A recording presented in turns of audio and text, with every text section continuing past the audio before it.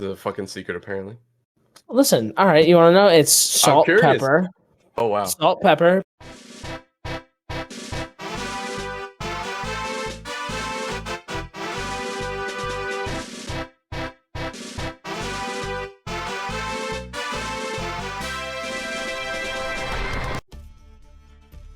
Craig. What up, Craig? Okay. Craig Word. Agree. All right. 3, 2, 1. What's up, everybody? Welcome back to Speaking as a Free Action Podcast. I'm back again this week with your classic Gooman lineup with CJ and Tyler. We're going to talk about something. We were in here talking very passionately, and now we're going to lose our flow. I know what I was going to say. What were we talking about? I was talking to something about CJ, but before now that you just said our like traditional goo man, bro. Who's our main guest? Right? Like, who's the main fill-in? Dylan? Who is it? Dylan's filled in 2 times now. 3 times. Here for the first episode. He was here for the first.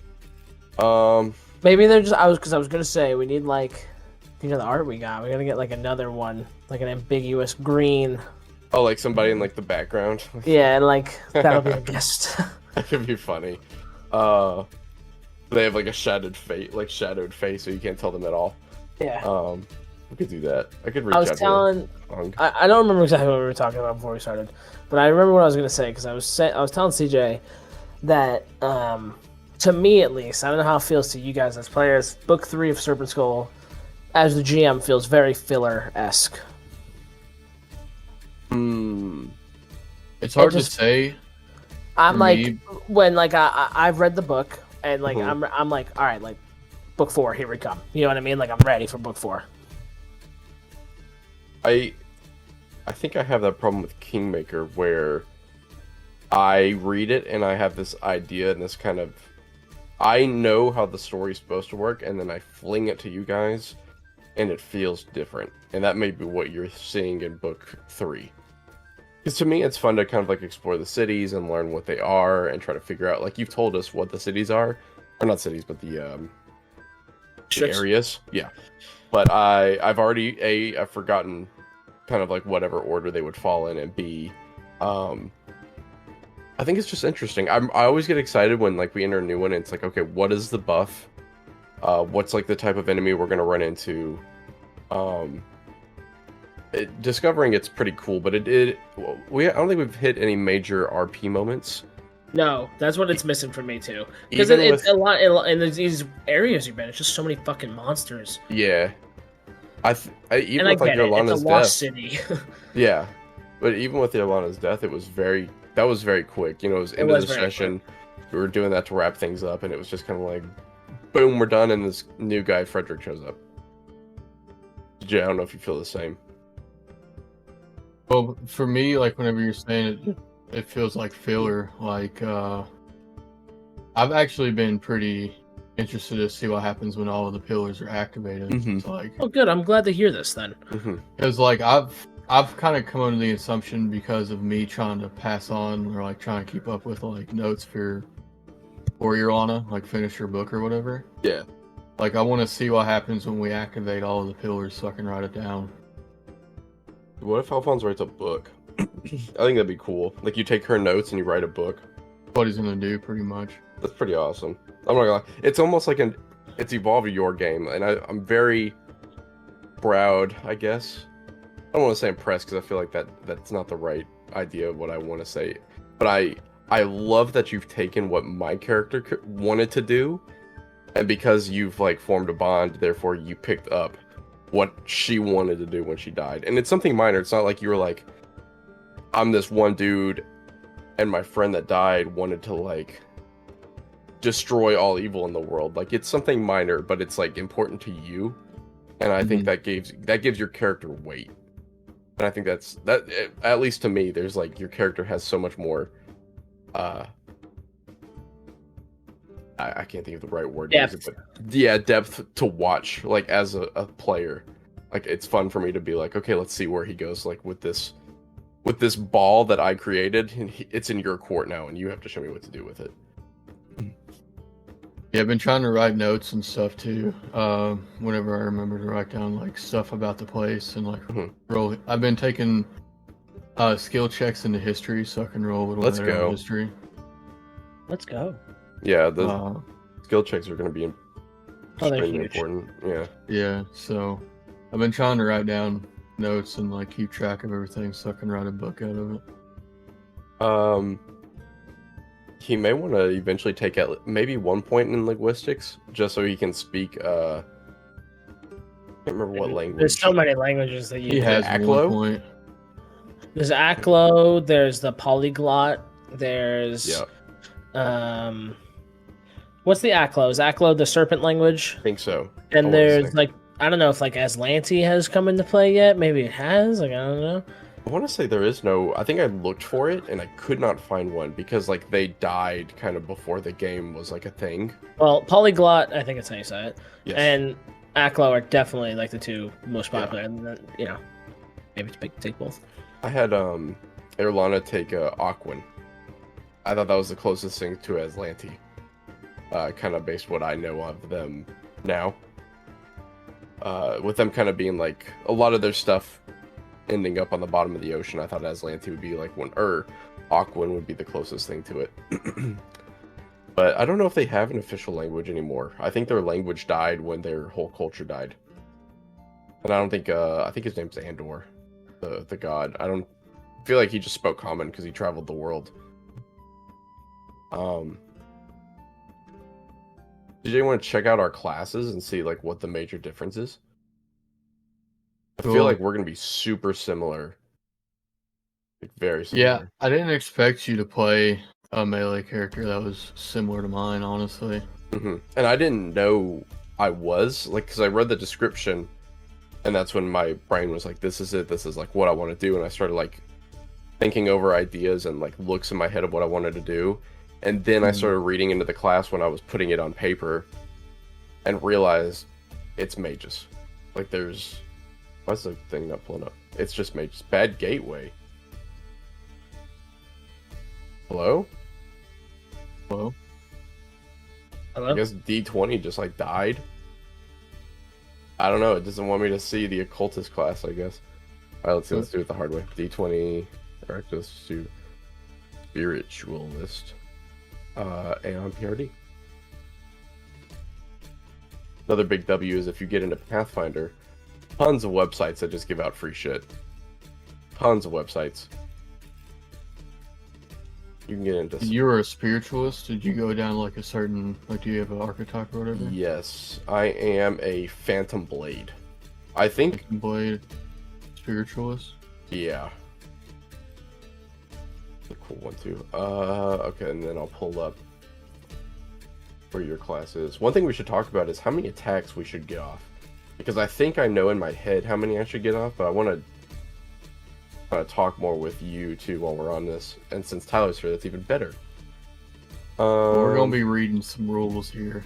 Yeah, we're going to get lawyer heavy right now. Yep. Alright, let's learn. Alright. Do you have spell strike and spell combat? Yes. That's wild. At what level is this? Yeah, that's why people were telling him, just play mages. Yeah, it's first level, I think I got spell combat. And then at second level, I got spell strike. And then that might be the major things that we share. I think after that, it's pretty different. It's a little different at least. Because I think it's the same for you, right? Yeah, first level you get spell combat, then you get spell strike. Then at third level you get Magus Arcana. At third level for me, I get something called Spirit of War. And Spirit of War at third level and every 5 spiritualist levels afterwards. The Phantom Blade gains a bonus combat feat. The spiritualist must meet the prerequisites for these feats, but she treats her spiritualist level as her base attack bonus. She treats her spiritualist level as her base attack bonus. Oh, I did not realize that. Okay. In addition to base attack bonuses gained from other classes, for the purposes of qualifying for these feats, The Phantom Blade also treats her spiritualist level as her fighter level for the purposes of selecting feats. So I could take any kind of fighter exclusive feats, just to give myself, because the whole class has been pretty much gutted and is replaced by all these new abilities so that I can play on the front line, and it's a little bit safer for me. But you get Magus Arcana, which is, what is that? Is that kind of like your what is that, CJ? What's Magus Arcana? Magus Arcana is a it's a class ability that you can take. It's kind of like a ninja trick for ninjas. Okay. You know what I mean? Mm-hmm. Like a feat, or not really a feat, but like a class ability feature. Right. So one of my Magus Arcana is the thing I can do to give us all water walking. Oh, that's we right. went to the island. Mm-hmm. Because do you have do you have an arcane pool? No, I have No. a, what is it? I think it's like an ectoplasm pool. I'm trying to find it. Shared consciousness, Nax, bonded senses. Where is it? I have something that's similar because I can like make my weapon like keened, and oh, I think it's under the weapon. Weapon of the mind. Oh, I saw some more. Okay, so 5th, 6th level, I get something called, or the sword gets something called an ectoplasmic pool. Which at 5th level, this Phantom Blade gains a reserve excess of ethereal energy and ectoplasm that she can draw upon to improve her phantom weapon. This pool has a number of ectoplasmic points equal to half her spiritual level plus her wisdom. The pool refreshes once per day when the spiritualist refreshes her daily spells. And then I can spend a number of points to enhance or modify my weapon. As a free action, I can spend 1 point to harbor my weapon. Because my weapon is like something that's like within my character.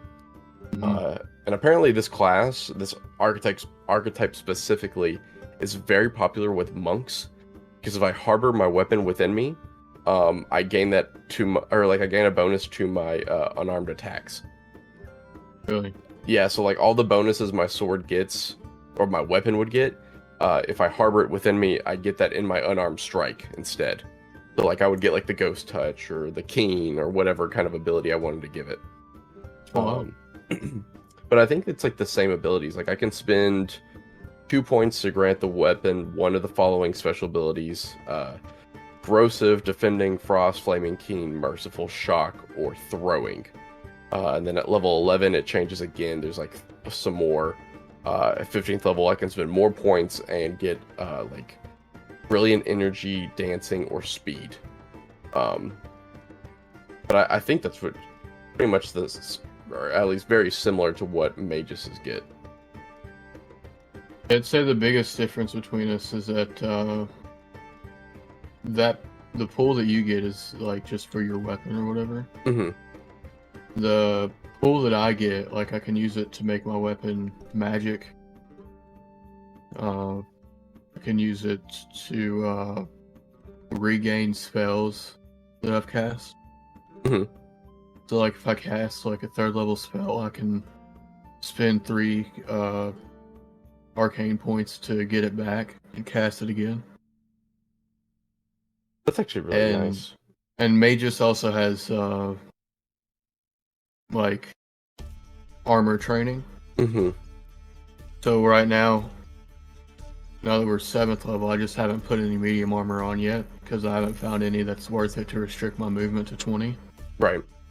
Because I had a really good set of light armor apparently, because I found some other type of medium armor and my AC added out to be the same. Right. It's just my movement was restricted, so I just didn't use it. But the armor training that Magus gets allows you to like completely negate arcane spell chance failure on armor. Mm-hmm. See, that's so something. Wear medium armor, not have to worry about it. That's something that's really weird about this class is, something I get for just picking the archetype is, I become proficient with all simple and martial weapons, and I also become proficient with light and medium armor from like level 1. Only thing is like I don't get heavy armor ever, so that was something that I wanted. So I had to like use my first combat feat to take heavy armor proficiency. Oh, what was I gonna say? Shoot. Oh, but another thing is, I'm not an arcane nor a divine caster. I am a occult caster or a psychic caster. I can't remember which terminology it uses. Basically, I get my spells through something else, like through my ghost or my phantom. So I don't have to worry about the arcane spell failure chance, and that's extremely nice. But a lot of my spells are weaker, I think, in comparison. Like, I don't think I'll ever get, like, lightning bolt or fireball. But instead I get stuff like, oh shoot, what was it? Vampiric touch, a lot of buffing spells, like, very buffy. Vampiric touch, false life, haste. I have a new debuff spell that I just got that's kind of like the opposite of haste. It's howling. I think it's called agony howl. See, I'm looking it up right now. I think it's agony howl or howl of agony, howling agony. Do you have a So spell book? no, that's another thing that's pretty different. And I want him to. One thing I want to do in character that I haven't gotten a chance to yet is when we're camping, I want him to kind of realize that you guys are similar, but him not understanding the difference is what I want to bring up. Because Frederick doesn't know that you're a magus and you're like a wizard, but he may think you guys are like the same idea. So he may think you also have a spirit. So that's something I want to explore as his character with you. And our last couple camping sessions have been very stressful. Haven't been as like, oh yeah, we're just gonna hang out at the inn and, you know, rest it off. It's been very like, okay, we need to sleep for 8 days. We need to sleep for 8 days straight. Yeah. We are hurting. I don't want to talk. I want to sleep for 8 days. We need to restore our wisdom drain that's brought down to like -2. So we haven't had a lot of easy going sessions recently. They've been very survival of the fittest kind of thing, which I enjoy because it's kind of like a danger at every corner. I enjoy that as far as tabletops go. I think it's crazy when it's like the threat could be like the next fight, like we've never seen whatever we're about to run into. Yeah, you guys are essentially in a dungeon. Yeah, and it feels that way, like a weird dungeon, but it's definitely cool. But this spell, this howling agony, it's very similar to the casting range of haste. And it can affect multiple creatures, but they no two of which can be more than 30 feet apart. What I do is I send racking pains through the target's body, but because of the pain, affected creatures take a -2 penalty to AC attacks, melee rolls, and reflex saves. I must succeed at a concentration spell to cast spells, so this is something that I would have to be concentrating on. However, if an affected creature spins a move action screaming as loudly as possible, it can act without taking any other penalties for the remainder of the turn. So it's something I thought was interesting, where it's like, let's say Tyler's like, okay, well, I am within range, so I don't really have to chase them down, but I'm going to take all these penalties. What he could do is like, well, I'm just going to stand still, use my move action. This guy's going to just scream and wail in agony, and then he's just going to attack you once. I was like, that's pretty cool. I think it's interesting. And it also, it breaks it down. Screaming for the purposes of the spell includes any vocalization of pain or its telepathic equivalent. Creatures that cannot scream, such as creatures without the natural ability to communicate or vocalize, suffer the full effect of the spell. They can't, I don't think they can ever, if they have no way of communicating, I don't think that they can like get around this. And then it affects, like I said earlier, 1 living creatures per level, no 2 of which can be more than 30 feet apart. And it lasts 1 round per level. So I could like spread it to a whole group and you could fireball them and then all get like a penalty to the reflex save. Wow. Unfortunately, Frederick doesn't have like a great DC, I think, for this. I want to say it's like 15, 16 maybe. But I thought the spell was really cool. I thought I might give it a go. How many spells can you do per day, CJ? I think I can do like. I think we do the same. I have 4 first, 4 second, and 2 third. Yeah, me too. But I have extra ones because of your ability modifier. Yeah. I think I have 1 extra second and first. I think I have might 1 extra of all 3. Okay, I think I have a 15 or 16 for wisdom. This class kind of feels like warlock in a way because I can only know so many spells. I can only know as of right now 5 first level spells, 4 second level spells, and 3 third level spells. So last level I could only cast 1 third level spell per day, and it was between like Vampiric Touch and Haste. And it was like, which one do I feel is going to get like the better value out of the situation. Right now, it seems like Haste is always like the best bet. Having that extra attack and movement speed and AC is just, I think that's just too good, which is perfect. So we almost always have like access to Haste now. Mm-hmm.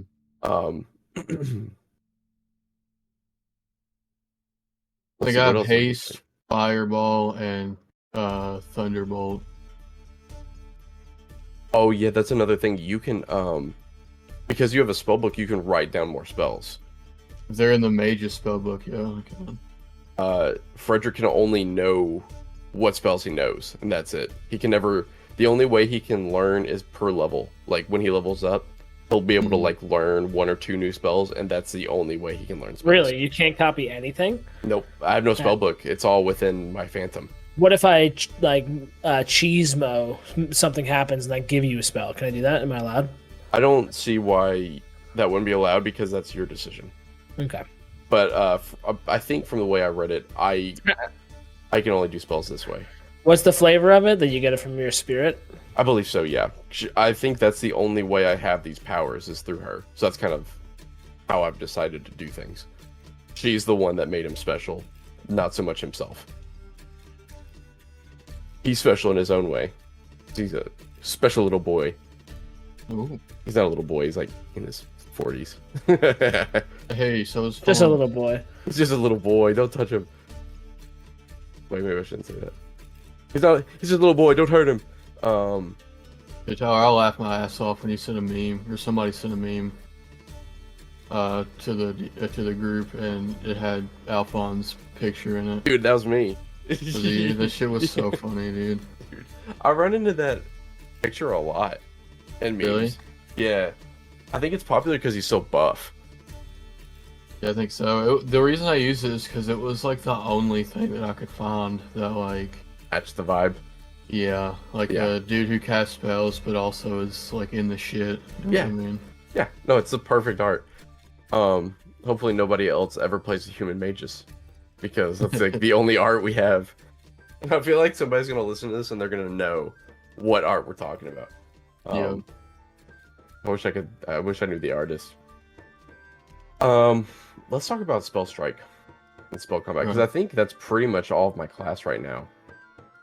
Besides like what I've already mentioned, the class is pretty much gutted by the archetype. It pretty much takes everything out. Really? Yeah.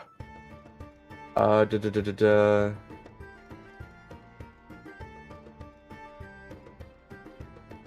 one thing I can do, and I haven't done this yet, but I have this Etheric Focus. The Phantom Blade cannot use her Phantom Weapon to aid her in casting spells with thought components.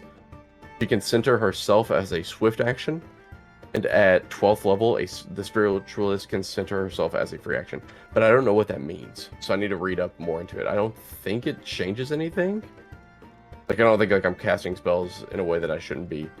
But that might mean I could use a shield, potentially. I don't know. Mm-hmm. So, we're looking at spell combat. Also, my favorite thing about the spell combat, like on mine, it just tells me to go to the mage's class and just read it. It doesn't like re-explain like how this works. It just says go to the mage's class. So let's see, spell combat. Okay. At first level, a magus learns to cast spells and wield his weapons at the same time. This functions much like two-weapon fighting, but the offhand weapon is a spell that is being cast. To use this ability, the magus must have one hand free, even if the spell being cast does not have somatic components. While wielding a light or one-handed melee weapon in the other hand, as a full round action, he can make all of his attacks with his melee weapon at a -2 penalty, and also cast any spell from the mage's spell list with a casting time of 1 standard action. Any attack roll made as part of the spell also takes that penalty. If he casts a spell defensively, he can decide to take an additional penalty to his attack rolls, up to his intelligence bonus, and add the same amount as a circumstance bonus to his concentration check. Oh. If the check fails, the spell is wasted, but the attacks still take the penalty. A magus can choose to cast the spell first, or make the weapon attacks first. But if he has more than one attack, he cannot cast a spell between attacks. Okay, so it would either be your first attack or your last attack. Yep. Okay. I feel like I'm always going to do first, because I'm always going to have my highest BAB. I've been doing first recently too. Yeah, I feel like that's a no-brainer, but it didn't really matter early because they both had the same number. Mm-hmm. Yeah. Okay, and then like immediately the next level, Spell Strike. Yep. Whenever a magus casts a spell with the range of touch from the mage's spell list, he can deliver the spell through any weapon he is wielding as part of a melee attack, instead of a free melee touch attack normally allowed to deliver the spell. A magus can make one free melee attack with his weapon at the highest bonus as part of casting the spell. If successful, the melee attack deals its damage normal as well as the effects of the spell. If the magus makes his attack in concert. Concert. Is it concert? I think so, yeah. In concert with spell combat. Absolutely with concert. It's a concert, okay. This melee attack takes all of the penalties accrued by spell combat's melee attacks, and then uses the critical range, but the spell only deals 2 times damage on a successful crit, while the weapon damage uses its own critical modifier. So to me, that tells me I get a free, if I'm casting a spell with spell combat, I get a free attempt with my full round attack. And I think if I can't, the only thing I don't understand, okay, he can deliver the spell through any weapon he is wielding as part of a melee attack, instead of the free melee touch attack normally allowed to deliver the spell.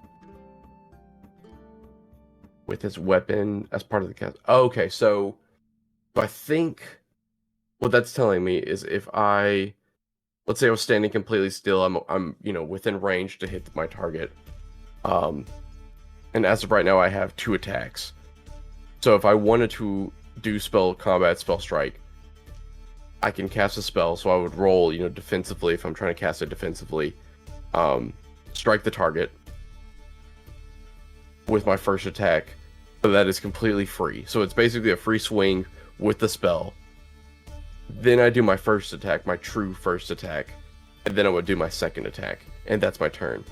But if I wanted to run up to do a spell, let's say like I move like 15 feet and then I cast like inflict light wounds or whatever, I could still do it through the sword, but that's the only attack I would get. I don't think I would get more attacks, because that would cast a standard action to cast that spell and then move. You would get more attacks. I think that is correct.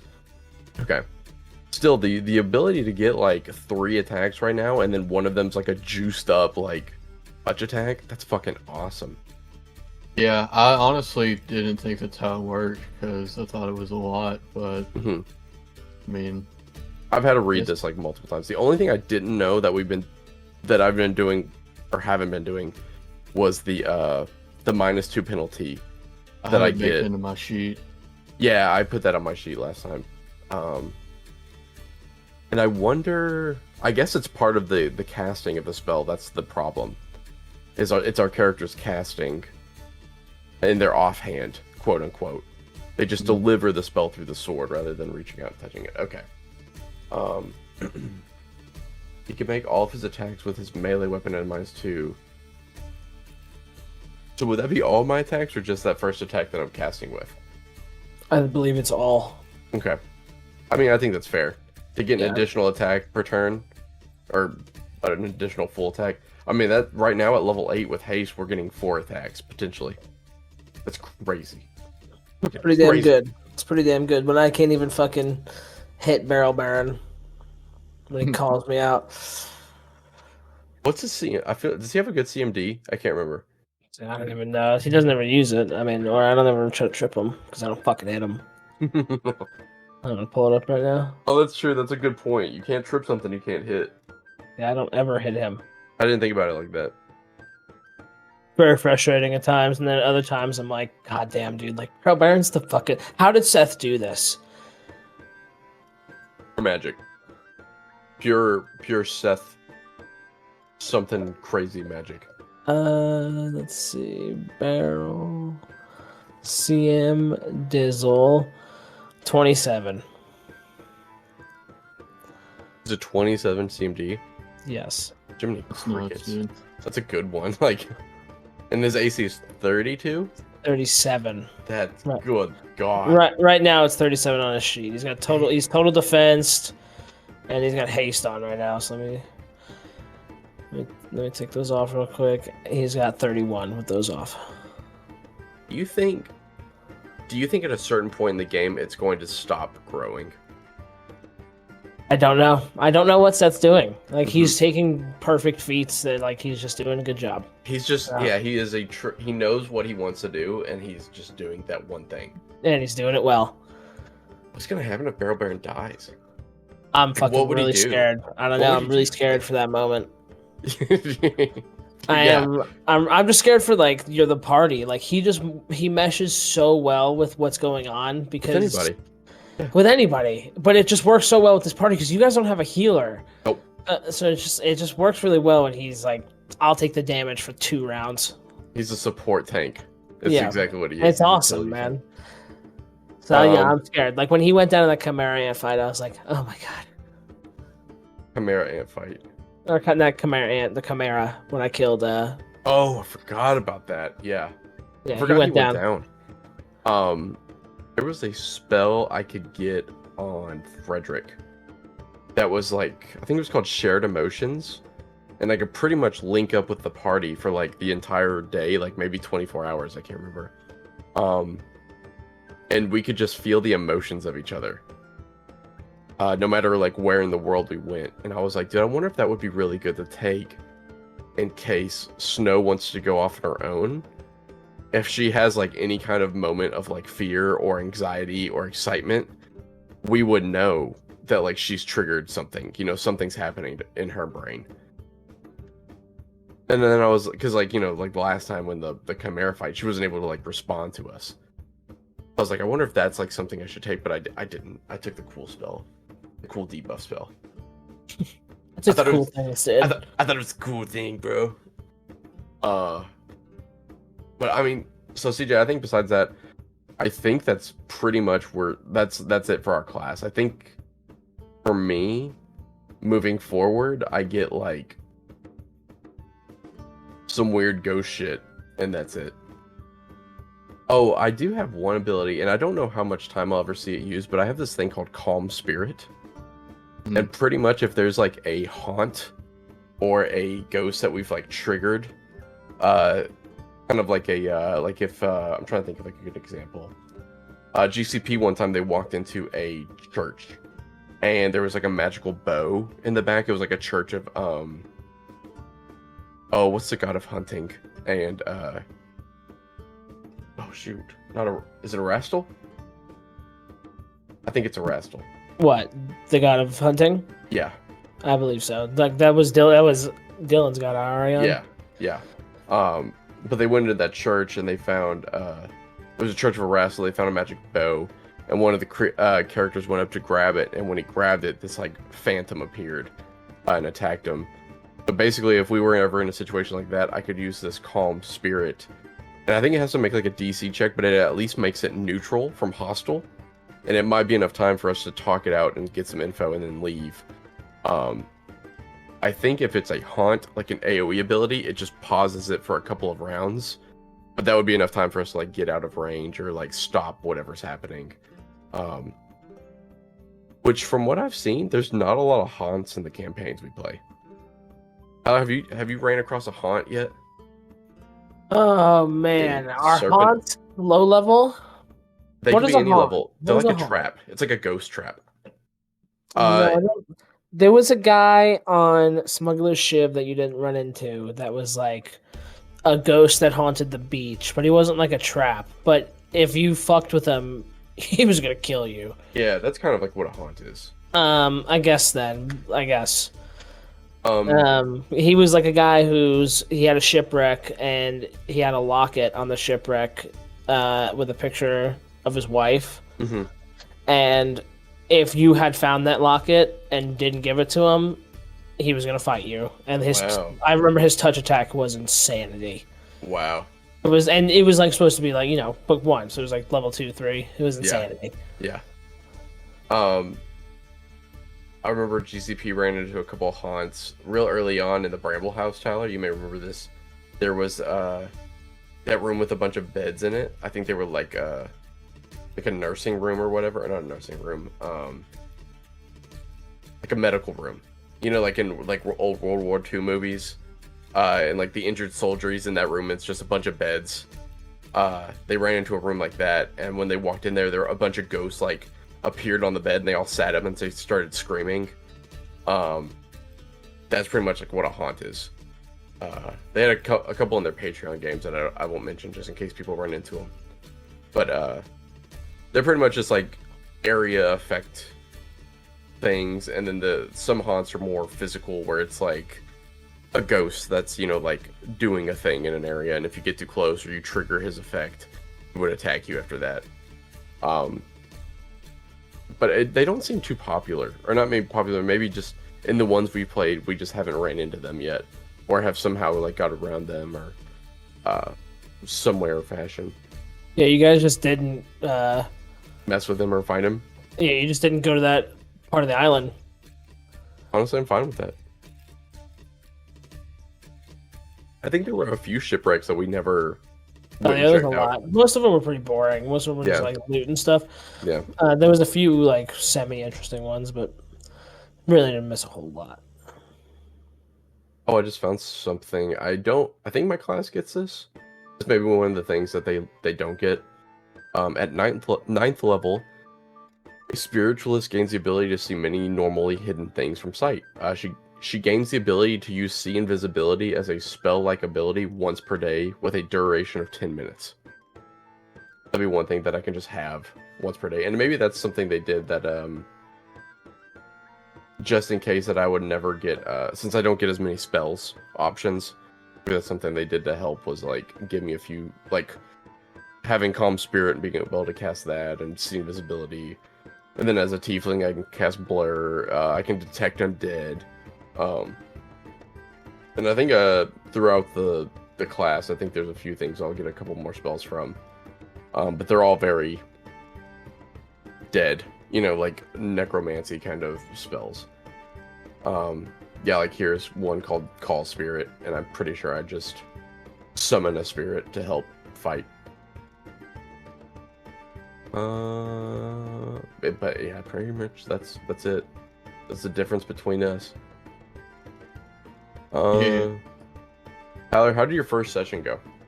I think last time on the pod, I don't think you had played it yet. Had we not?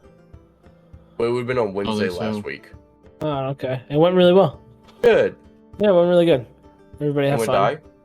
No, I did. I did knock somebody unconscious, Damn. but that was it. Did your 7th player show up? No, but I think he's No. gonna play. We're not playing tomorrow, but I think we're gonna play next week. I think he'll be there. Any friendly fire yet? What do you mean? Did anybody accidentally hit somebody else? Oh, Can you know we- what? There was some. I was worried for a moment that there was gonna be some party PvP because one of the dudes was doing the classic, like fucking with the other guy, like I'm gonna trip him kind of shit, Oh yeah. So I was for a minute. I was like, oh, but it ended up being okay. It's good. I got away with it. Our first session, I rolled a nat 1, and you made me shoot Gallivant. No, I haven't made them do that yet. And the reason I claim that I made you shoot Galvan is so that you could tell that he wasn't human, because you didn't know at first. Yeah. He hid himself. He wore the helmet. My first guess was he was an undead. You told me like his blood was black. And I was like, oh, yeah, oil. Is oil black or is it like kind of see through? It's black. Is it black? Okay. Well, I think it's different ones. Okay, probably. I don't know. We're not car guys, as you guys can tell. We're not science. We don't know these things. Anything else going on? Nah. This is an exciting ass podcast. This is the worst one yet, dude. No, it's not. It's not. Sorry, don't say that. Oh, dude, you suck. Don't say no, that. it's not. It's not. I like to actually look at the class. I'm sorry. I was gonna say we should search for our worst podcast episode. I don't know which one that would be. There's no telling. I'm sure there's one that's. What number is this gonna be? 49. Ooh. So the one after this, we'll be filming our 50th episode. We only got 20 left. 20? Yep, just 20 more. Just one. Oh, I didn't know that. What's happening after this? What do you mean? What happens after 20 episodes? Nothing. We just get to 69 and then we're done. Oh, we're just gonna end? Yeah, that was the end goal, right? I forgot. Season 1. Yeah. Yeah, I guess episode 69, then we reset. The Diablo 4 beta came out, and I didn't really watch much of it, but it looked just basic. It looked like Diablo 3. It just, there's no way I feel like to make it look or play different without being a different game. I mean, the graphics gotta be better, right? Oh yeah, like it looked cool, but it was like, like looking at it, I'm like, okay, bottom left, you've got your health pool. Bottom right, you've got your resource pool for whatever class you're playing. In between, you have your 4 abilities and your left and right click. You hit I, you've got your fucking equipment. Only things that I've learned that's a little bit different than a few other ones is that each class is going to have like a set amount of, or a unique amount of loot that they can equip. And what I mean by that is like apparently barbarians can equip more weapons because a few of their combo attacks, they get to like pull other weapons off their back and attack with that rather than just having like a main hand weapon. They'll have like a main hand and then like an offhand and then like a third equip and then like a fourth equip. And as they're going through their combos, they'll pull out more weapons. And the idea of that is pretty fucking cool. But item-wise, it makes me wonder if the stats are going to be weird in the game. Like, are barbarians going to get more stats because they have more weapons equipped? I know rogues, I think they get to equip 2 daggers and then a bow as well. I don't know about sorcerer or a druid, but it makes me wonder how all that's going to work out. And I saw somebody posting that we're going to get gear that buffs abilities rather than just stats. So let's say like Whirlwind from Diablo 3 that barbarians had. You might be able to get a legendary that it's like, oh, when you're using Whirlwind, this happens. But in Diablo 4, there may be legendaries that do that, but you'll also have legendaries that will just give that skill like +4 points. But it'll just be as if it was 4 times stronger, or 4 times more down the tree. So I think that could be really cool. I'm excited to see it. I really love Diablo. Diablo 3 was probably one of my favorite games.